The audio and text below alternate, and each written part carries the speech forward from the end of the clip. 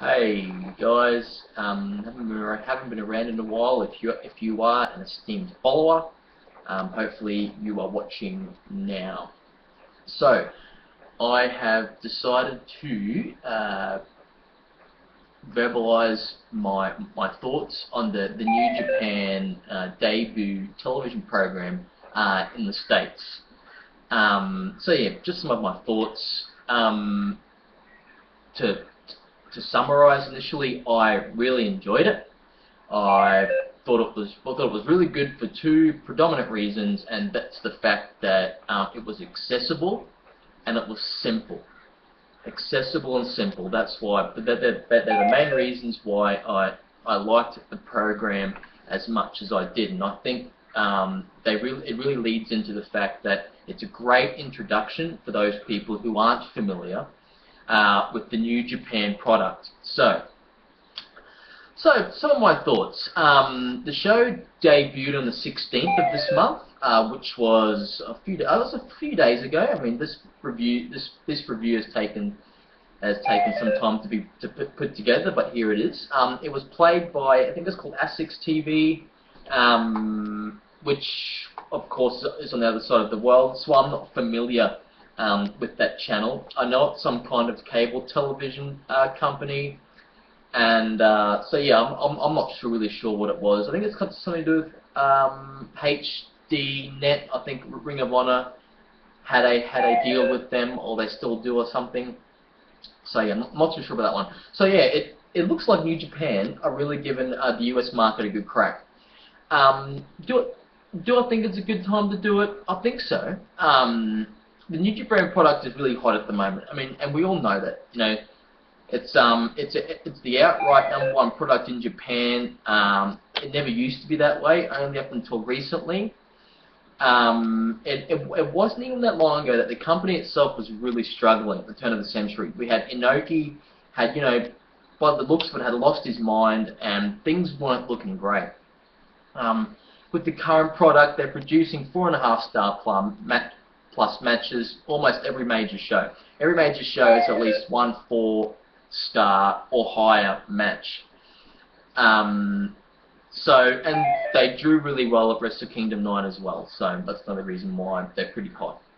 So things are pretty healthy for them at the moment, so I don't see why it's not a good time to start entering the US market, because there's not a great deal to lose financially, I think. I mean, there is, but at the same time, you've got All Japan, which is probably the next biggest promotion. They're at a bit of a crossroads at the moment. They're rebuilding. They're in the process of rebuilding after their mass exodus. Was it a year or two ago? Noah, Pro Wrestling Noah, are pretty well in the wilderness now. They've sort of just started to begin their redevelopment, but their redevelopment isn't anywhere near as advanced as All Japan. I mean, All Japan have like 6 or 7 guys, heavyweight guys, that can logically push for the Triple Crown, whereas Noah have like probably 3 or 4. I mean, they're just not much. I mean, Yuji Nagata held the Noah title recently, and now Minoru Suzuki is going for it. So that goes to show what kind of state that they are in. It's not particularly good.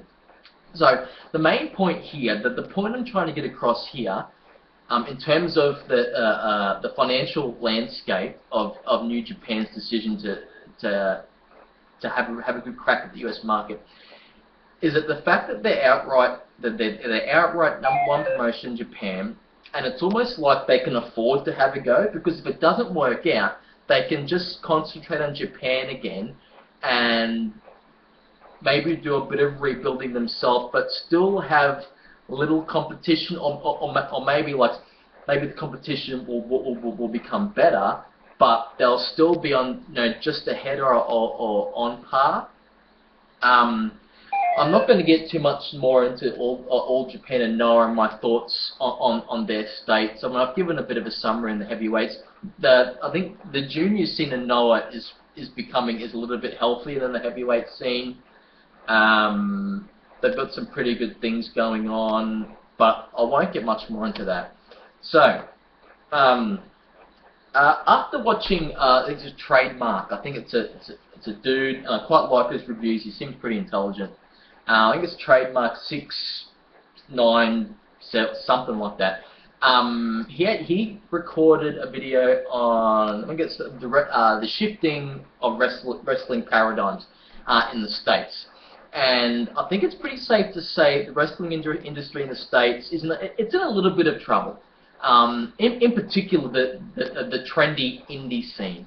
And it certainly appears that way from how I perceive it.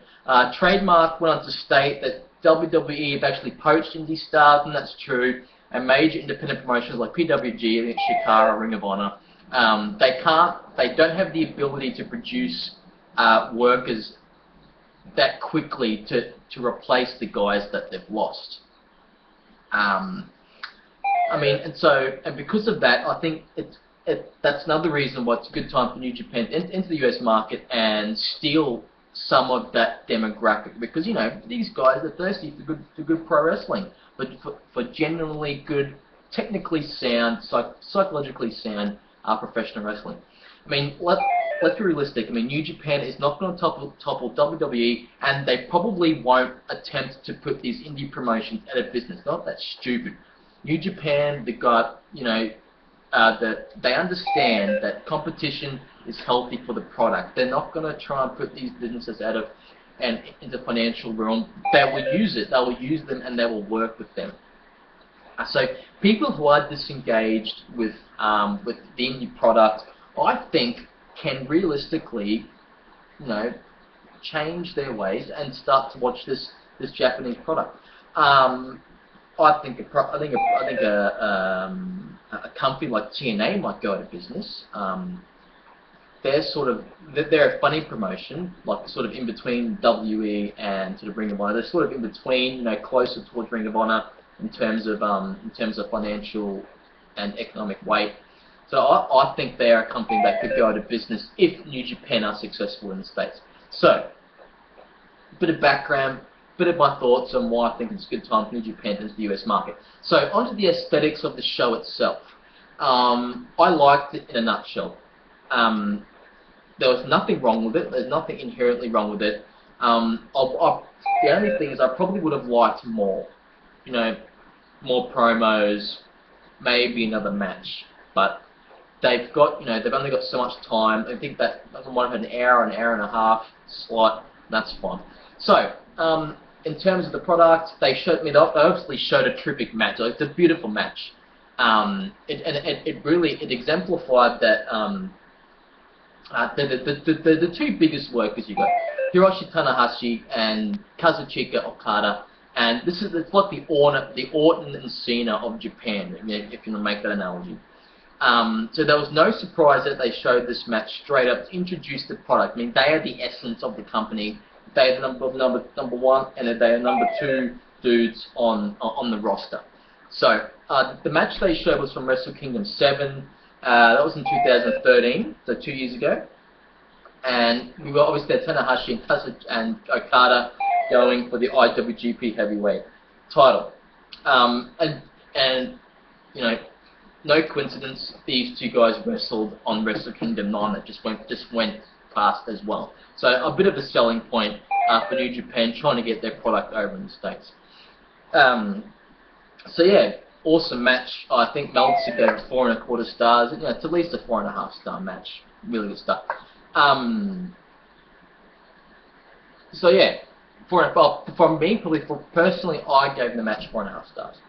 So, on to some of the other sort of more aesthetic elements of the show.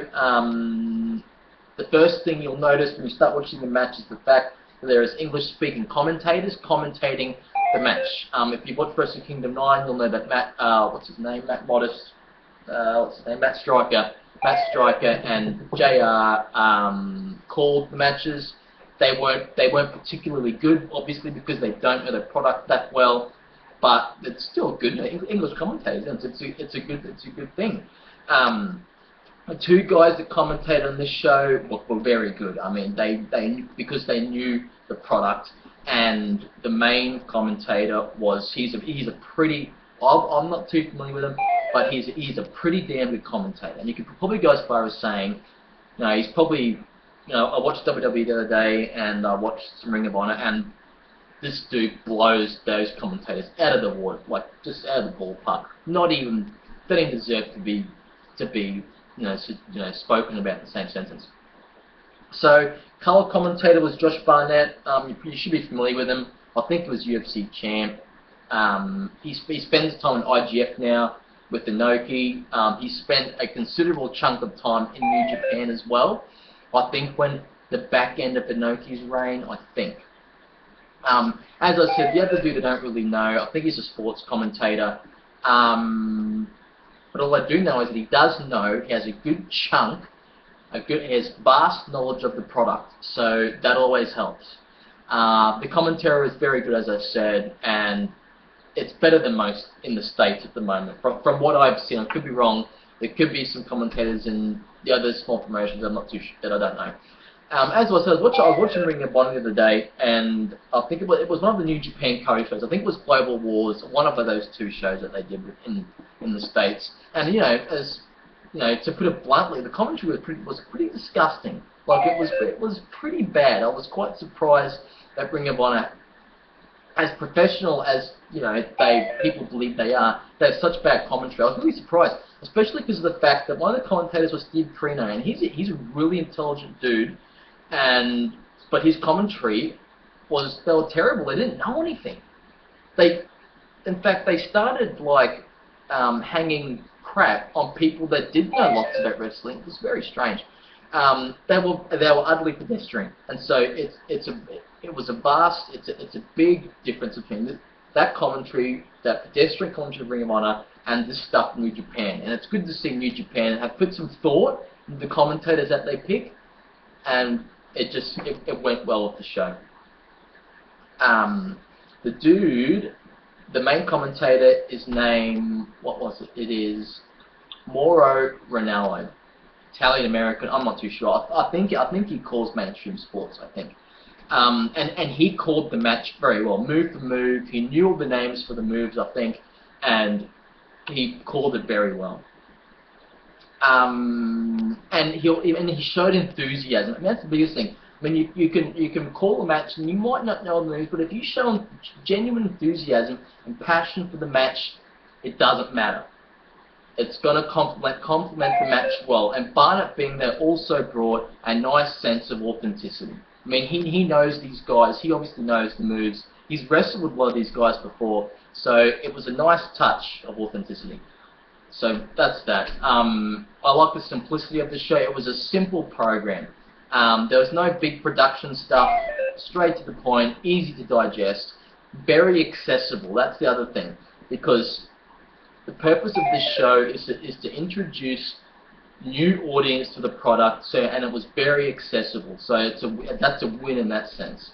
The angles were easy to follow. If you didn't know much about the product, you weren't out of the loop, which is great. The last thing that I found very impressive was the fact that the show had subtitles, and that's a big thing.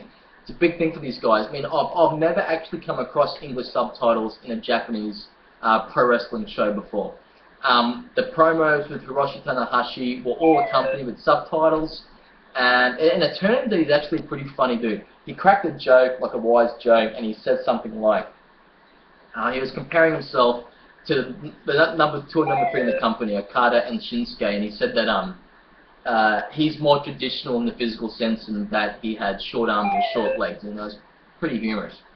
It was a nice touch. So, as I said, big fan. This show was a really, really great introduction to the product, and if you haven't seen it, you should try and watch it somewhere.